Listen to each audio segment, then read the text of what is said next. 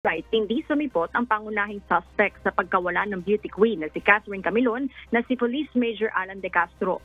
Ayon sa committee secretary, batay sa liham na ipinadala ng abogado ni Castro, humihingi ito ng paumanhin sa hindi pagdalo sa pagdinig dahil nagbabantay umano siya ng kanyang asawa na 8 buwang buntis na may iniindang sakit. Nangako ito na dadalos na investigasyon sa lalong madaling panahon kapag natiyak na niya ang kaligtasan ng kanyang pamilya. Pero giit ni Senator Ronald Bato de la Rosa, hindi ito rason para isnabi ng investigasyon ng Senado. Hindi naman siya nanganak eh. Hindi naman siya manganak. Bakit hindi siya pwede po? You are listening right now. Medyo De Castro, alam ko nagmumonitor ka. You should come here. Hindi yan rason na buntis yung asawa mo.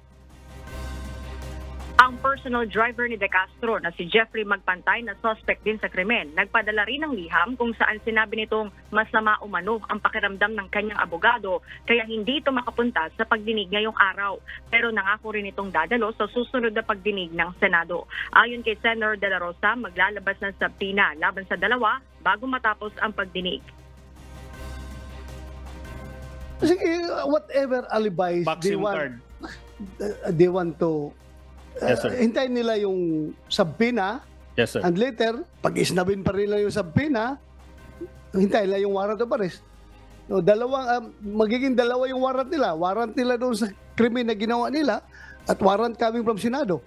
Yes, sir. Yes, sir. You inform them accordingly. Pabor din dito ang Philippine National Police para mapilitan anyang dumalo si De Castro. Your Honor, actually kausapan namin siya kagabi. And, So, andyan pa pala. Andyan pa. he was about to join the proceeding. However, he was prevented by his lawyer. So, ang i-request sana namin to this honorable body is to issue a subpoena para mapilitang pumunta rito sa hearing, Your Honor.